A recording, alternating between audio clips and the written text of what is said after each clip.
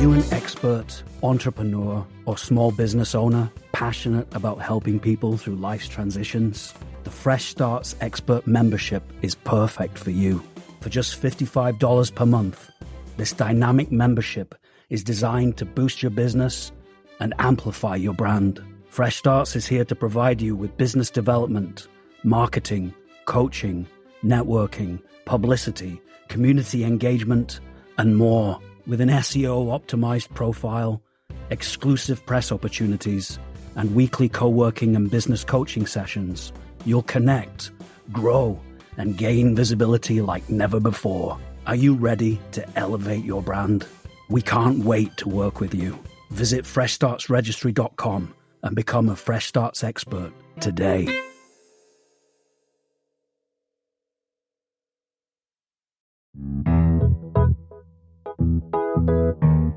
Welcome back to A Fresh Story, the podcast where we have conversations about brave decisions to start over again. I'm Olivia. And I'm Jenny, and we're so glad you're here today.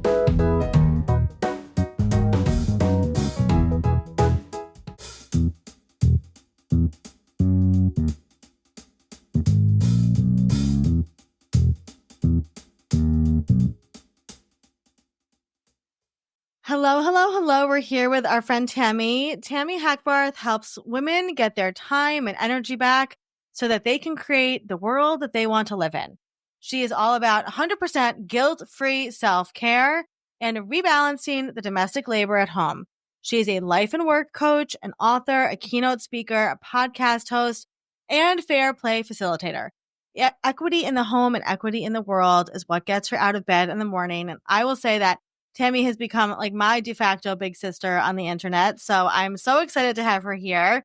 Thank you for being here with us today, Tami. Y'all, I have been looking forward to this for so long. I'm so happy to be here. Thank you for having me. One of the things that we discovered with podcasts that's the best part is like you get to grab an hour with somebody that you want to hang out with in a way that like we wouldn't just jump on Zoom and be like, you want to hang out for an hour? But now we get to. Legit. I feel like, so I also have a podcast and that has been my experience. And one of the things, and my podcast has nothing to do with reading, but I ask people reading questions and then I make this epic reading list. So if you also want to have interesting conversations, whoever is listening, go ahead and start a podcast. Yeah. Give you a reason to reach out to people.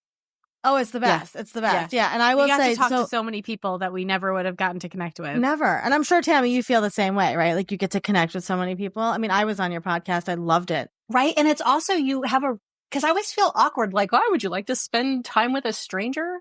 Whereas when I have people on my show, I can be like, do you want to spend time talking about your work? The important things that you're doing. You want to talk about your family. Yep. Yeah. So it's exciting. And then you get to it's like a supercharged intimacy with somebody too. So you have like being really close friends with some of these people. Yeah, 100%. Well, I feel like Tami, like we've bumped into each other on the internet in so many different alleyways and front stoops. And so, finally we got to connect so many times and I'm just so happy that you are part of our community. But I'm really excited to dig into your story today because I feel like we don't get to dig into that much. So can you take us? Well, first of all, how are you doing today? I cut Jenny's question off. Sorry, okay. Jenny. It was organic. I liked it. I forgot. Jenny usually asks people how they're doing today. So that's Jenny, my big line. It's my big line. That's what I get paid for. How are you doing today, Tami? How am I doing today? So we're at the beginning of December. I'm going to be really, really honest. I am feeling weirdly optimistic. I am feeling a bit refreshed. And I know some people are like, how on earth can you be refreshed and optimistic in December of 2024?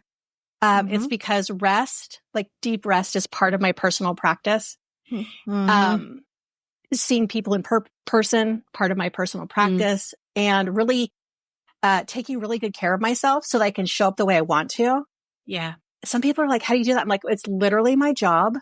So that's part of how I do that. And so if we had done this 2 weeks ago, I would have been in bed. I would have been a little bit less optimistic. But I'm feeling like, you know what? We've been here before. What my therapist and I talked about, it was like, We knew work continued after the election. Mm-hmm. We have a different opponent. Yeah. We're still fighting for stuff. We're just wearing different outfits. We're still fighting for stuff. So we just, the opposition isn't as friendly. The people we're working with aren't as friendly. We're going to do a lot more defensive work, but the work continues. Yep. And you know what? I think that hopefully it galvanizes a lot more people to continue the work that would have been like, okay, well, that's good, and then they just would have sat back. And then 4 years later, we would be doing the same stuff. Exactly. Yep. Hopefully, I'm with you. Yeah. I think, I'm what was it? Her, as they say. Yeah. I think it was the day after the election, right, Tami, that we jumped on Zoom and we were both just hysterically crying together. And that's community. First of all, I love that we got to be there.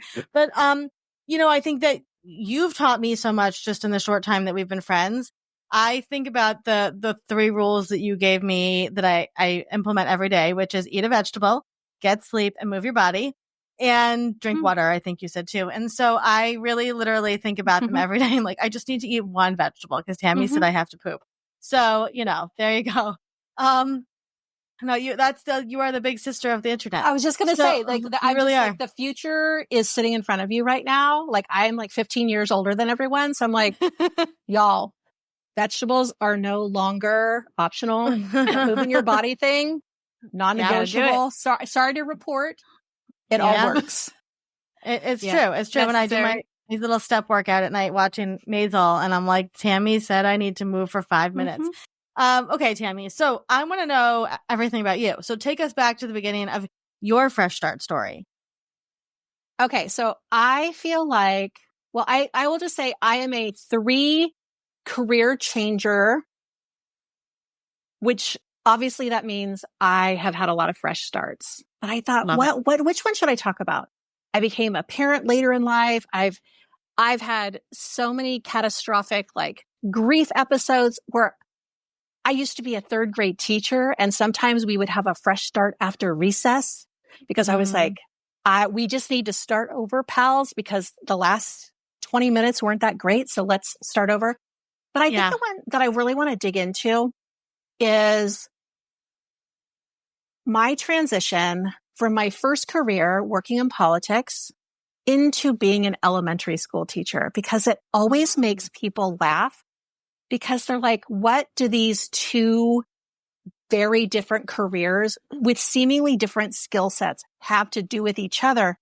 And how did you go from that thing that's powerful and wearing a suit every day and then having people wipe boogers on you, your actual person, where you have to discuss not throwing up on the floor of the room that you're in on the regs, right? Which the question is really, the question is really, why would you go from a male space where you get to sort of run with the men to a female dominated space? Because people see that as a downgrade. Ooh, I like that. And you know what's funny is the reason I became a teacher is, I always had it in the back of my mind. I am a natural teacher. I'm not going to lie. I did want to do teaching as my second career because I even wrote it in my college essay, my entrance essay, which is I wanted to go out, work in politics, shake it up, make things make the world a better place for women specifically. And if you make the world a better place for women specifically, automatically the world is a better place for children and everybody else. Yep. And then I wanted to go back into the classroom because I wanted to make sure that I had life experience to bring to my role as a teacher. Yeah. And it turns out that during all of this, my husband, he was my boyfriend now, but my now husband trained to be a teacher. And it's so funny because the legislative calendar and the school calendar, when I was gearing up for a summer of never ending legislative sessions and wearing a suit all day and going to budget committee hearings, that fool was going on vacation. He was sleeping in and he was, and I was like, wait a second. I never get that much time off. I never get that. But when we sat down and talked about our days, the things that he was doing on the day-to-day basis, I thought, wow, if my reason for getting up out of bed in the morning is to make the world a better place, what a better way to do that than teach somebody how to read? Or to connect families in economically disadvantaged areas with the services that are available for them. What a better gift to give a kid than the love of reading or the ability to see themselves as an agent of change in their world. And so it wasn't as hard of a switch when I looked at it through the lens of helping people change. It's the through line. That what you do is the through line. Right. Exactly. Right. Well, because also when I looked at what I did day to day when I worked in politics, I spent a lot of time with the fax machine. I don't know if you guys know what that is, but there's this old timey machine that always broke down, much like a copy machine. I spent a lot of time fixing electronic equipment. Going to meetings. And waiting outside of a locked door. And then going back to my office and then going back. And I thought, I'm wasting a lot of life minutes. Whereas in the classroom, you waste 0 life minutes. Right. Yeah. True. You're like, wow, I only have so many minutes with these folks and I want to, squeeze all the juice out of that particular piece of fruit. And, it was a good personality fit too. Cause when I was working in politics, I was like, I don't like a lot of this stuff I'm doing when I'm not fixing the fax machine, but like getting into the nitty gritty of policy of like, it really matters where you put a comma in a law. I was like, oh, I'm not a lawyer. This is really tense. Right. And I also worked on issues that were really, important to people that didn't make a lot of money. Here's some: physician aid in dying, compassionate care at the end of life, addiction, like drug court laws instead of incarceration. And there's not a lot of money in that. No. But your opposition is there making tons of money. And you're like, wow, how do you get up in the morning? There's a lot of money against it, but not a lot of money for it. Exactly. And it was demoralizing. And I was like, wow, I got a tummy ache. But I did get a great education in a lot of, like, I do believe fundamentally, because we are part of a group project called We Live in a Society Where There Is a Government, that we all have a civic responsibility to be engaged in that process. And what I figured out is my role really is to not work in government, but to work with the public to see their role in government. I love that. Which is so important because I have 2 things to say. One thing I'm going to say is so many people are like, I'm going to be president. And it's like, there are so many other important things that people need to be. President is one of them. But like, that's one person. There's so many, like, teachers are, public workers. Like, all of these people are public workers, like librarians and, sanitation workers. And so I just think it's important to like highlight all the ways that we affect society. And I love that. This is a question. What's the statement? So you were 17, 18, writing a college essay about how you already knew what you wanted your first and second career to be.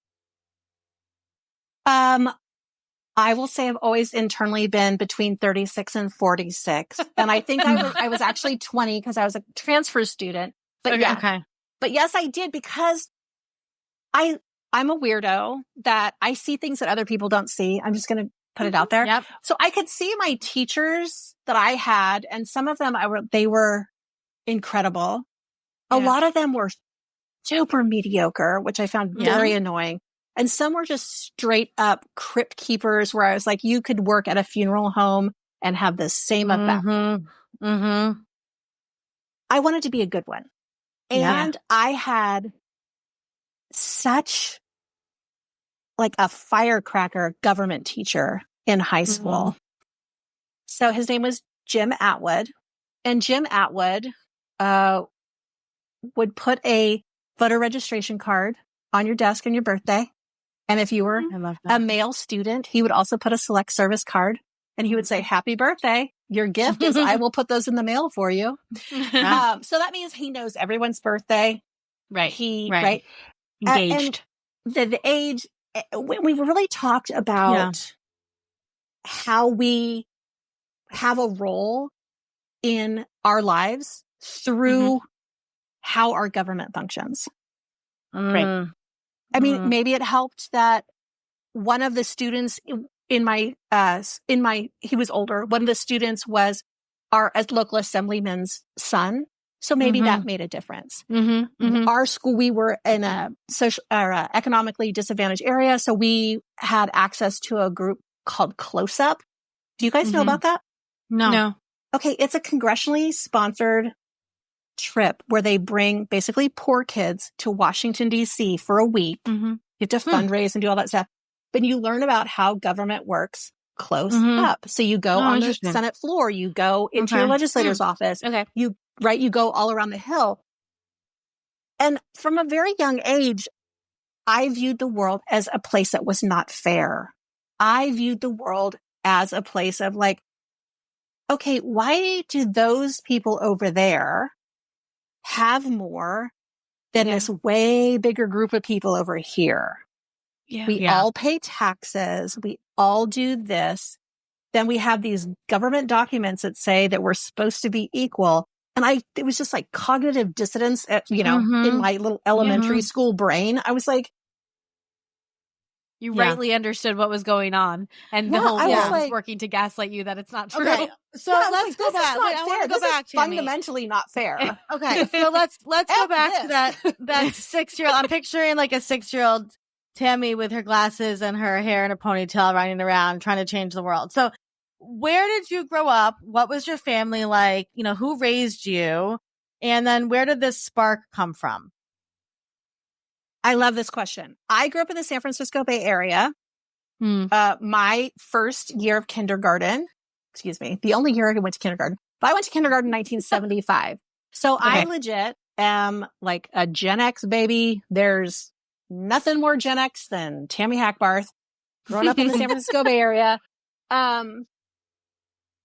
My parents were the people who read the newspaper. They were the people who watched the news. They were the people who took their kids to vote. Right. They were those folks. But what really, I'm going to be honest, what really, really radicalized me, this is where the rubber meets the road. When I was in 4th grade, it was the first time I went to the police station to report that I had been sexually assaulted. Wow. And I spent 4th grade, 5th grade, and 6th grade in court suing the person that hurt me. Wow. That's in powerful. a criminal trial and a civil trial. And I remember thinking, I'm super glad that the grown-ups are here to help me. I am super glad for the detectives. I'm super glad for the attorneys that are helping us. And we obviously have laws to protect women and children. Right. And that person, their big punishment was they had to register as a sex offender and they had to pay a fine. So, and I got a settlement, which I swear to God paid for therapy. Yeah. And you know what? From that moment on, my mission has to be, I'm going to make the world a better place because I don't want bad shit to happen to other women and other kids. Yep. So if I got to lay down some law, like I'm going to do it. So when I was in 6th grade, everyone's like, we had this career night where we had to get up on stage and talk about what we wanted to be. I wanted to be a lawyer. And I also wanted to be a dancer. It's like I was going to have 2 jobs.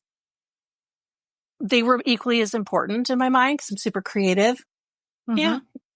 But as I grew up, I was like, you know what? I cannot be that close. Like I'll never be a social worker, right? Yeah. I can't be that close to something that's so tender. Yeah. Yeah. I wanted to be in the policy arena. Yeah. So that you're not helping one person at a time. Right. Like I literally wanted to change the world. Yeah. And so from my pain and trauma comes great resolve of I was put on this earth to make the world a better place. How can I help other people get in this fight? Right. And I don't typically talk about that, but that's fundamentally what happened. Right. Yeah. That's a traumatic, capital T, life-shifting, paradigm-changing event. That is, if you were already an empathetic child that looked at the world and was like, what's up with this inequity?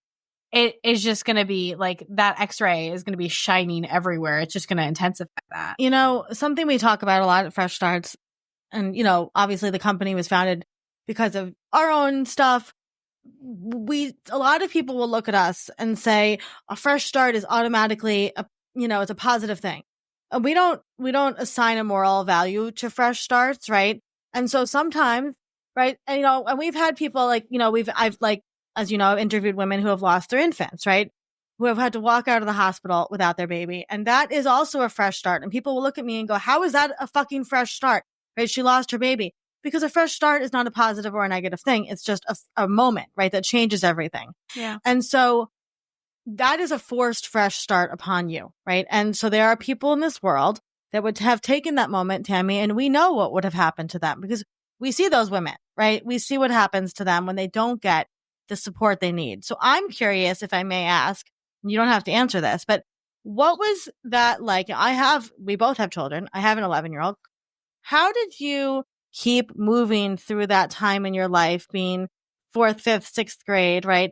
Dealing with all of that trauma, big trauma, and also like becoming who you are today. What supported you? How did you get through that time? Who are the people that carried you through those moments? Well, it's funny that you say that because in addition to that, my parents actually got divorced during that time and then they each got remarried too. Wow. So I have this like hole where people will be like, oh my God, I can't believe you never saw Star Wars. I'm like, must have come out between 1979 and 1981 because I wasn't doing shit during that time except dealing with my entire world being lit on fire. Wow. I went to therapy. I'm not going to lie. That shit was court mandated. And my mom was like, girl, I'm going to drive you to these sessions. And I did not say a single word in therapy for at least a year. I was just like, I'm going to put in my time. Yeah. I already told what happened to the police. I already told what happened in the courtroom. Reliving your trauma. Yeah. In a court of law. I don't wish that on my worst enemy. Yep. It's horrendous. Well, especially if you're a woman and you live in the United States, because you know what? That's going to fucking happen anyway. Yeah. Yeah. Right? However, I did that really hard thing and I didn't die. I didn't die from the really hard thing that happened to me. And on one hand, I'm like, what is the opposition going to do? Right. What, are you going to physically overpower me? I mean, I guess. Right. Yeah. Guess we'll both find out if we're going to street fight. I guess we'll both find out who's going to win at the end. Yeah. Right. I mean, are you going to outwit me? Maybe. Right. Are you going to outlawyer me? Likely, because I'm not one. However, I am a tenacious biatch. Mm-hmm. Yeah. Yeah. Tenacity is a lot. I feel like it's never going to be over. No. Because there's so much inequity. There's inequity in our literal homes. Right. There's inequity in every system that we have. Yeah. And so for every marginalized group, I am there because I'm like, yep, I don't want to sit on my privilege. And I have taken time off from being an activist at certain points in my life because I was just like, I cannot convince, I'm going to be real, other white women to give a shit about other people enough to let go of some of their privilege.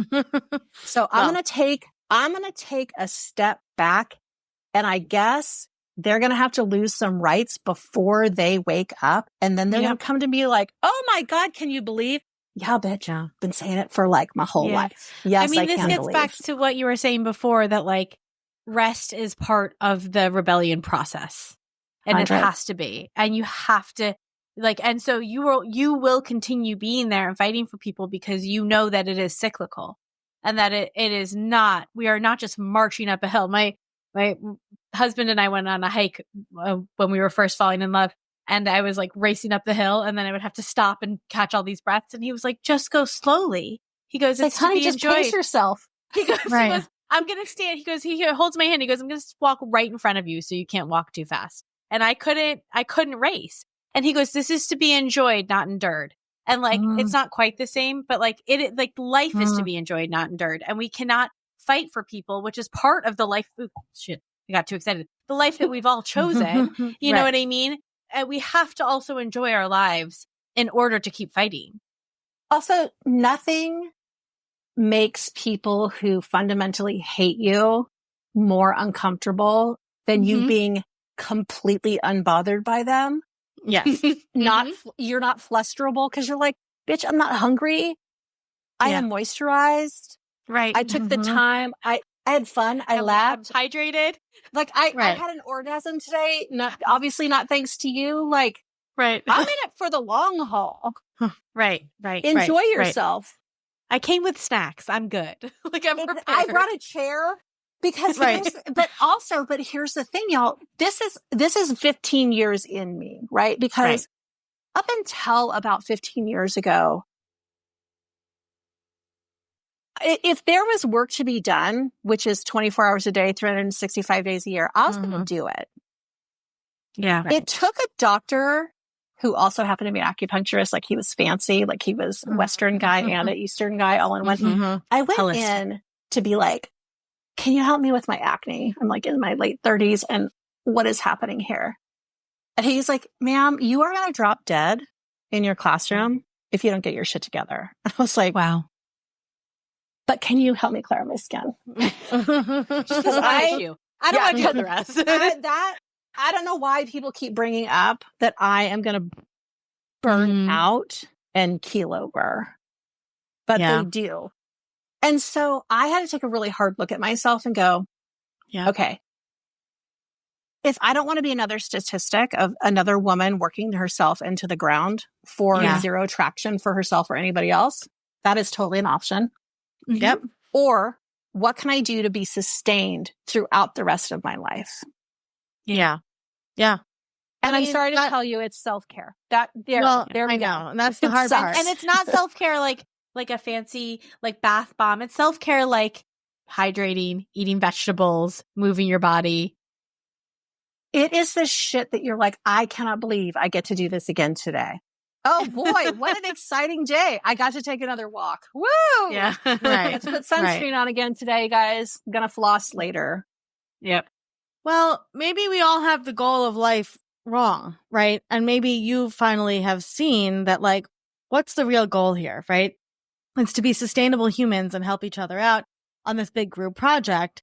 And being in a big group project means sometimes for some periods of years, you're going to rest and you're not going to be part of that active team, but you're going to be preparing and hibernating, right? To come on board and tag team somebody else in. I mean, you know, I think about even like Michelle Obama wrote about this in her book, right? How like her and Barack had years where they were not really into each other and they were not friendly with each other, but that they knew that they were teammates, right? And so that they could come back at a certain time and be partners again. So I'm curious, like, was anybody modeling any of this for you in your life, or is this all work that you had to come to kind of on your own? It's so funny because one of the questions I ask all my guests is, what did you learn about self-care growing up? And everybody like falls out of their chair and then everybody admits nothing. So it's like, what did you learn passively? what I learned passively was that you work until you're sick, then you're legitimately sick.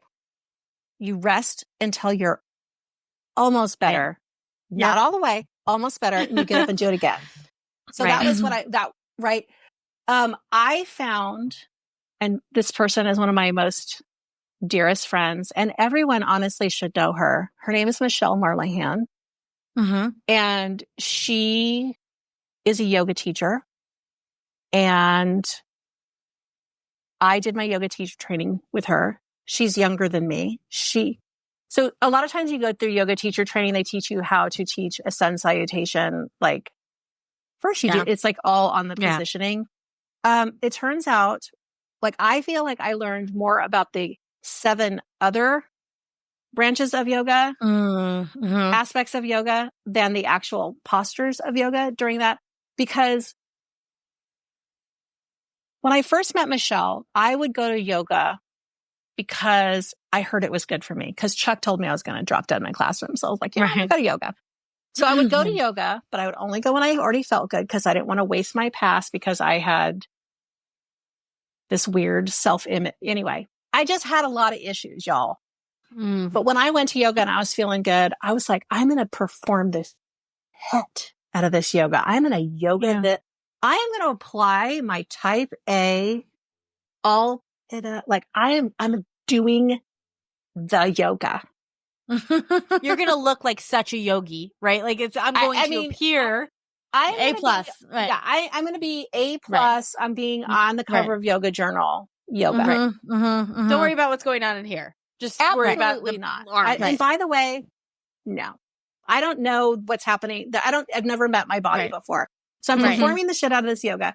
And the only reason I can do it because I'm a former gymnast, super athletic, the whole thing. But really, I'm missing the entire point of the yoga. Right. All right.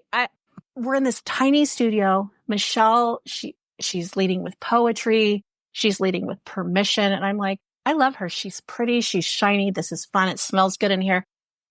Y'all, she would come by my mat as I am like waiting for my gold star. And she would put her hand on my on my shoulder, and she'd go, 70%. And then she'd walk by, and I was like, what the fuck is she talking about? So I'm over here, and I'm like, we're going to another pose. She 70%. And finally, after a while, I just broke out. I was like, I don't know what you're talking about. What is the 70%? And she said, you excel. And I was like, and she's like, thing, right? Here's the thing. She said, there's like the yin and yang of life. I said, yeah. She's like, you're hella good at succeeding. You're hella good at doing. You're hella good at all. You're doing the yoga. Yeah. No. And I was like, yeah. And she's like, yeah, you're already good at that. Right. Can you be good at dialing it back? And I was like, no.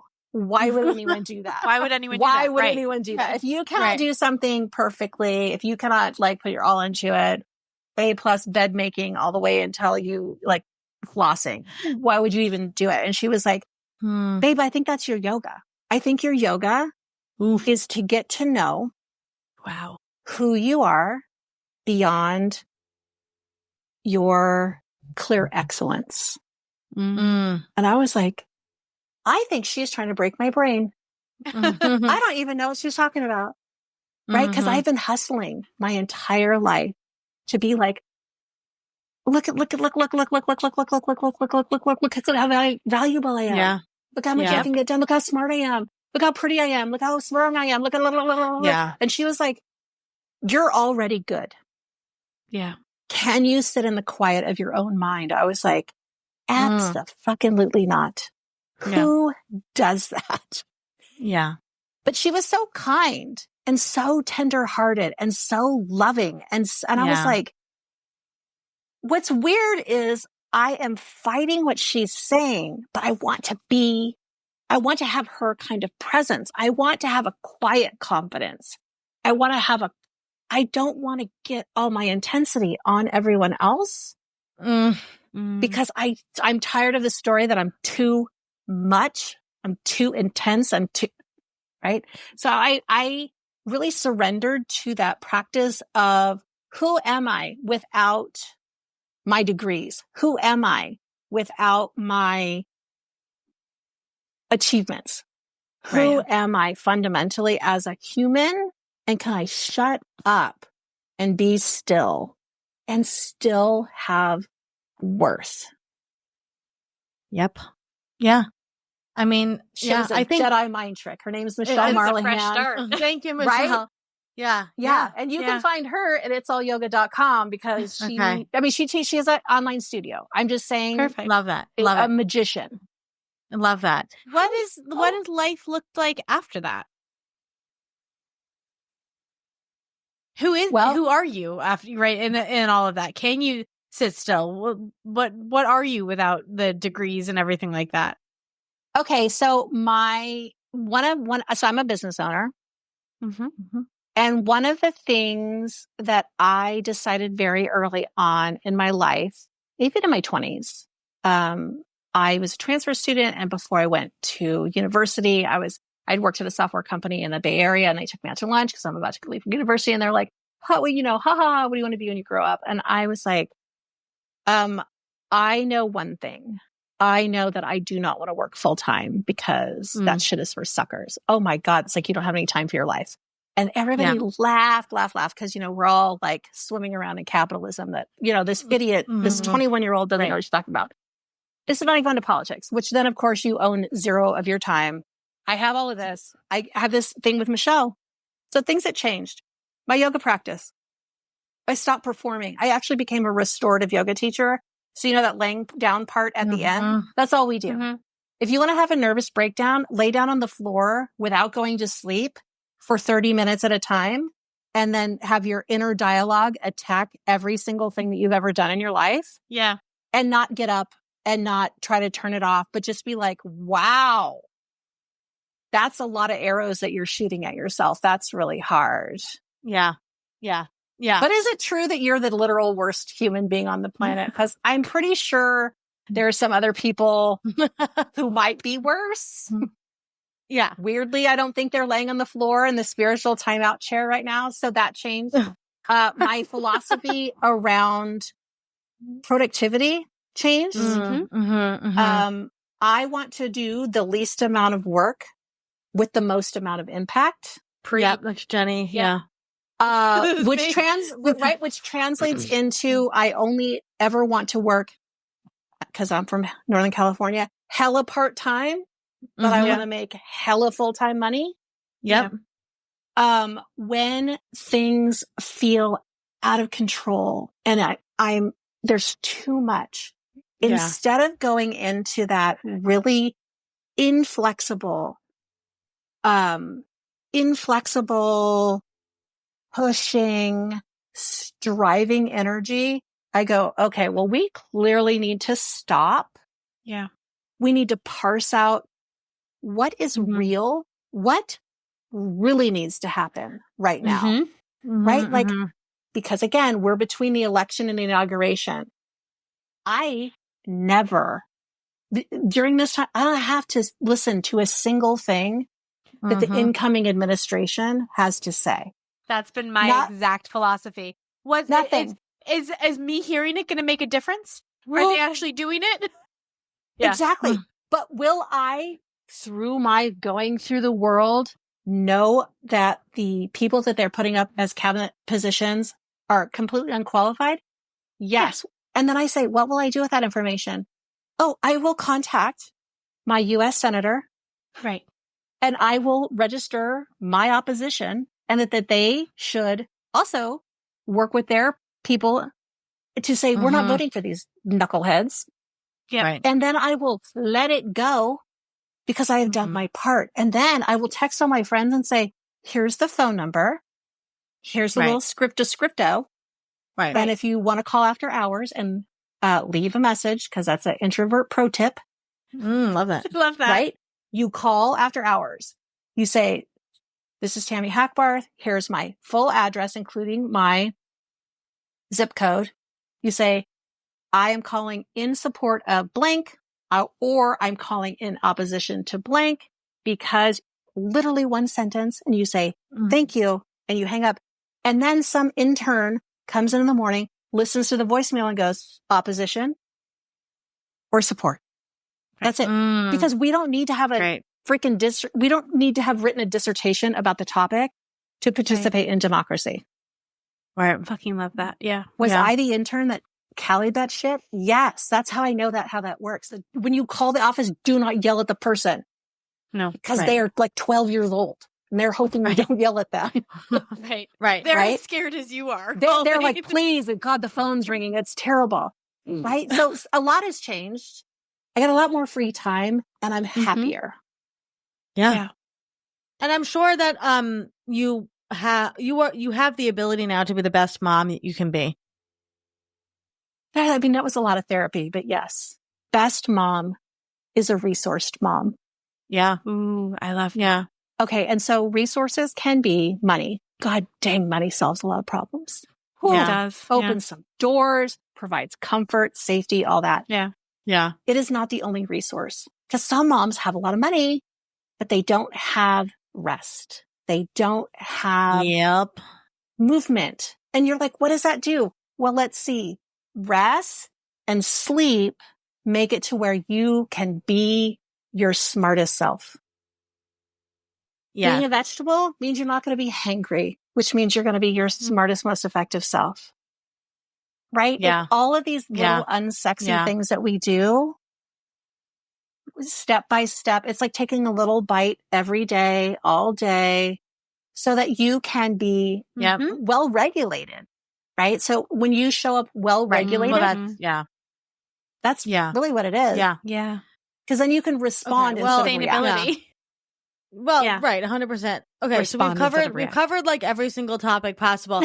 So let me ask you, if somebody's going through a fresh start and they're listening to this and they're like, Tami seems to know everything, what would be some words of what you do? What would be some words of advice that you would give to somebody going through some sort of a life transition? First, know that you're not by yourself. You really do feel like it. And don't do it alone. So that means call a therapist, call a friendly friend. Because some of us have friends who are not really good at this. Don't talk to them. Talk to them. Find the helpers. Find the genuine helpers. And you know who they are because they kind of make you feel like Mr. Rogers did. That was what Michelle did for me, right? I was like, I don't know what she's saying, but I know I want more of it. I want to feel how she feels. And, follow the lead of the people who, when you see them, you're like, I want to be on the road that she's on. Love that. Because then you can say, well, how did you get there? Yeah. Yep. Right. And I can, I wish I could bring out myself from 15 years ago because she is hella funny, y'all. And she can drink your ass under the table. And she probably should put some money in your therapy jar because she's going to hurt your feelings with her wit and sarcasm. She's still in here. Yeah. Right. But she's a lot more compassionate because she's more compassionate with herself. So she can be more compassionate with you. So you want to find people who are helpers. I love that. I love that. And then speaking of helpers, what do you do for work, Tami? And how do you help people every single day? Okay. So I do a number of things. The first thing I do is I have a year-long program and it's called the CARE Club. And CARE stands for community, accountability, resiliency, and equity. And then when you're part of the CARE Club, you realize that the C stands for a lot of other things. And the A stands for a lot of other things. And it's this choose your own adventure. But we provide the community and the instruction about the real self-care that's actually going to help you feel better. Yep. Yeah. And the support around taking time for yourself so that you can show up and be the person who's going to the city council meeting to be like, remember how we said we're going to do this? Well, I'm here I brought my knitting. I don't have anything else to do tonight. This is it. We're providing the sunshine in our communities when we are showing up. So that's a year-long program. We meet twice a week. Part of the equity is that we do the entire fair play method, because I am a facilitator trained with Eve Rodsky. And you guys noticed my shirt earlier. It says, I heart civics. We have a new arm of the care community, and that is civics and self-care. And so it's all about learning how to change the world without burning out. I cannot say this enough. And I do not know who said this first, but I would like to kiss them on the mouth. And that is, you don't have to do everything, but everybody has to do something. And the more people that are doing things, the less we all have to do. Right. Group project. It is a group project. And take it from somebody. I have worked for a U.S. congressman, a U.S. senator. I've worked in ballot measure campaigns. I was a lobbyist, for Christ's sake. People have this vision that ordinary citizens have no sway with their elected officials. Could not be less than the truth. I have seen elected officials talk to lobbyists, get all their things, get all their talking points, and have a run-in at like the airport with some random constituent. And then they come in the office, all guns blazing, like, did you know, blah, blah, blah. And you're like, oh, well, I did. I tried to talk to you about it. And the other lobbyists, and they're like, but now they have a real story connected to a real human. We all have stories of why policies are either detrimental or helpful. Right. We have to give the people in charge the ammunition to make real change happen. Yeah. I love that. Well, listen, you've given us such great advice. This is like really a very important episode for so many reasons, but we have one more very important question to ask you, which is the last thing that you ate and truly, really loved. Okay. When you sent this question, I was like, are you serious? Because I know you've literally asked every other guest, but I was like, I don't even know if I can handle this. Okay. So I've been keeping notes and I came up with 2. Okay. And you said I could tell 2 because they're related. Yeah. I always want to hear more about food. It's toast. So 2 ways to have toast. I will tell you.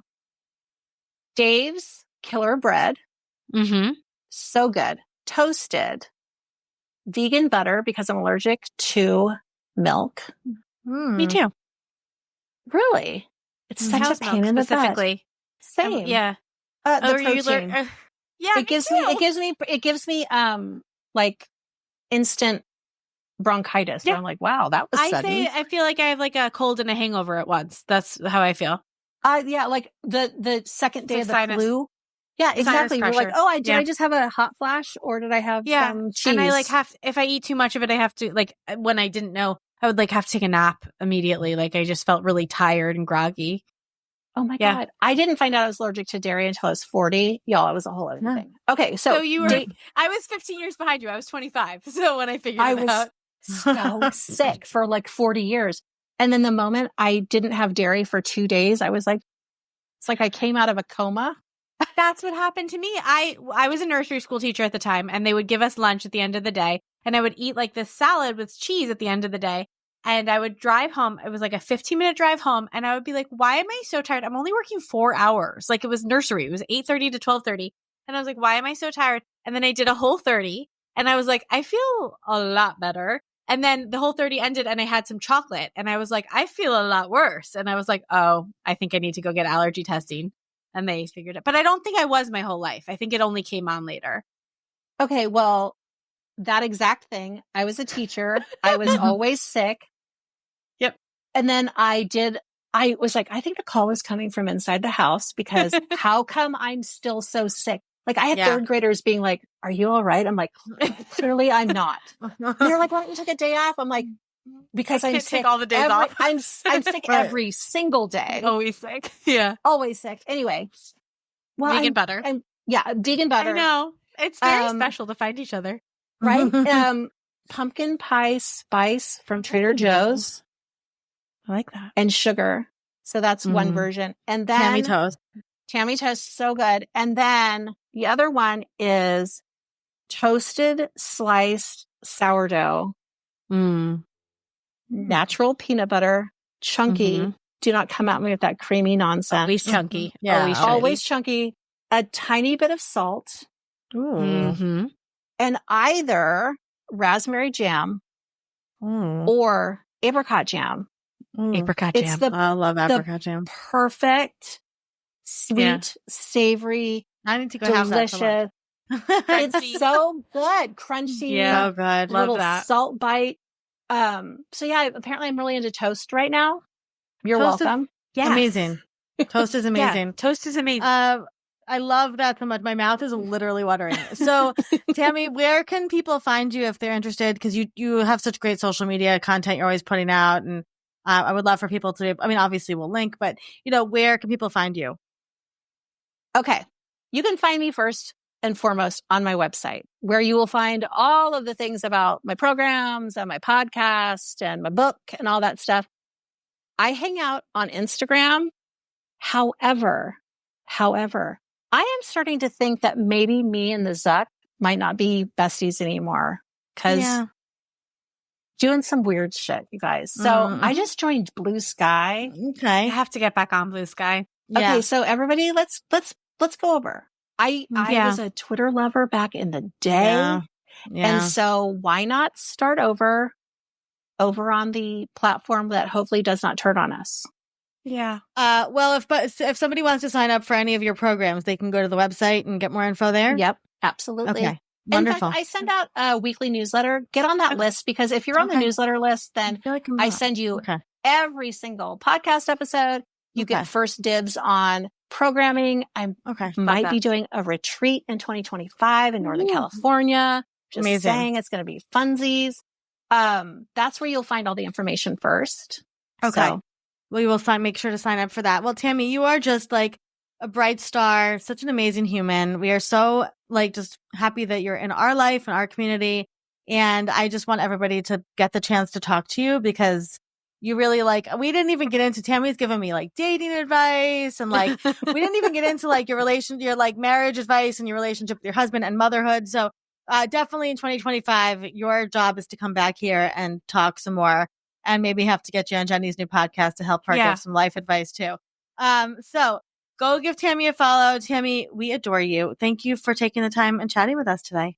thank you so much. It's absolute pleasure. I'm so glad that our worlds have collided in so many ways. And I'm like, oh my God. As my daughter has said to me repeatedly over the course of her life and it honestly was horrific the first time I heard her say it as an introvert. She's like, Mama, those aren't strangers. Those are just friends I haven't met yet. And I was like, hey, weirdo, those are strangers. Like, no. So in some cases, it really is true. And I'm like, I can't believe I didn't know you all before. I know. So you know what? Sometimes weird shit happens in life and it brings you to the people you're supposed to know. So exactly. There you go. Well, cheese thank you for options. being here. Yeah, Thank you, cheese options. sisters. Thank you. Thank you.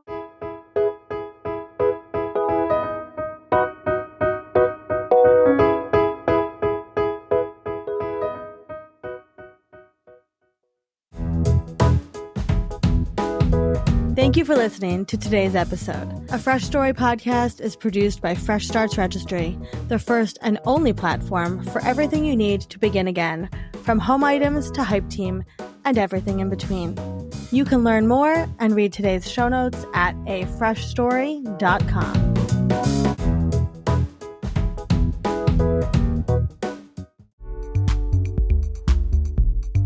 Are you a freelancer, solopreneur, writer, creative, or professional looking to achieve your goals within a supportive community? Have you found that working from home on your own gets lonely? That you're missing the accountability and community of a positive workplace environment? We understand. And we're so excited to introduce you to the Fresh Starts Collective. For just $35 per month, gain access to 6 daily offerings a week, including virtual co-working, open office hours for business coaching, accountability sessions, and networking opportunities. Enjoy expert workshops, monthly events, and an extensive content library. Connect with marketing, design, and writing professionals to brainstorm and grow together. Surround yourself with accountability, community, and growth. Elevate your journey with the Fresh Starts Collective for only $35 per month. Visit freshstartsregistry.com and join us today.